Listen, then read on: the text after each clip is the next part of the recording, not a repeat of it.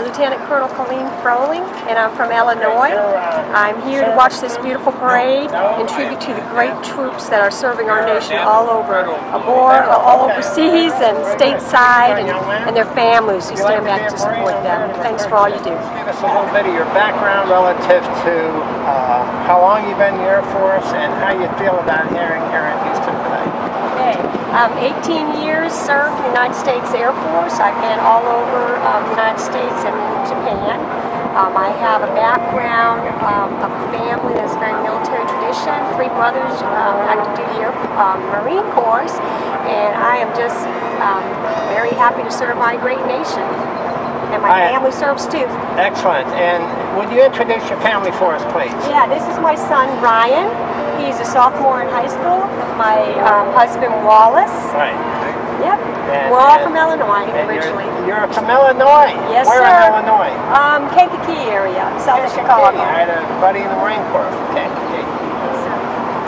Tell us how you feel about today's event here in Houston honoring Iraqi veterans. Well, we are so very proud. I did serve in Afghanistan, not Iraq, and I know how hard and sacrifice they do every day for the rest of their life. They'll have that in their heart. How do you feel about what's going on in our country today relative to honoring our veterans and more cities coming out like this? I think the patriotism in the United States is at all-time high. We feel support every place we go. Currently we're in San Antonio, and of course San Antonio is military friendly, and they are very proud to have the honor of having us on their service. Very proud.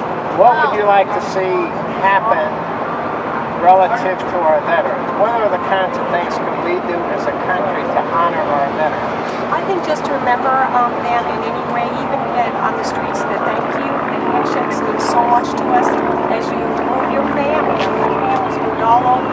Every couple of years, Ryan will end up going to 3 high schools before he graduates. And, my family takes a lot of sacrifice, so I would just like folks around the country to understand it's not just the memory. Your family, your parents, our grandchildren, that we have to carry for long periods of time. And how would you feel about your son becoming a Marine? Would that make you feel? Well, I'd be very proud of him actually. Like I said, my brothers were Marines. Any area of the United States Department of Defense, even public health, is an honorable profession. Tell me how you chose the Air Force. How did that happen? That's interesting. I was a mother. We had, how many kids we had at that time? 5? 5, and it was kind of out of the box to think I want to join this service. I had my 3 brothers who served, and I was very proud of them. I visited my brother who was stationed in Hawaii, and he really did the recruiting thing on me, and I chose the Air Force because it's my favorite color. And how old were you when you... 32. 32? That's amazing. Yes, with 5 children. And you will obviously, through recruiting or through climbing the ladder, move into the officer ranks. What is your rank right now? Lieutenant Colonel. Lieutenant Colonel. Whoa. Yes, sir. And I'm up for Colonel next year. So. Charles was a 04 in the Navy. Charles, any questions you might have for this young lady? Well, just what would you say to people that are thinking about the military as a career? I think that they have to take a step back and say, do I want to serve my country and make this commitment and go for it. If they feel it in their heart, they need to do it. If they're wishy-washy, then don't do it. Excellent. Because you have to make a complete commitment to your country. And you'll be asked to do many things that, of course, makes you very proud, but you got to make sure you do it for the right reasons. Absolutely. Let me ask you this. Let's say I was an employer, and I'm looking at a veteran, and I'm looking at somebody who has no military background at all. What would be the advantage of a veteran? Oh, to employ? Unbelievable. There would be no comparison.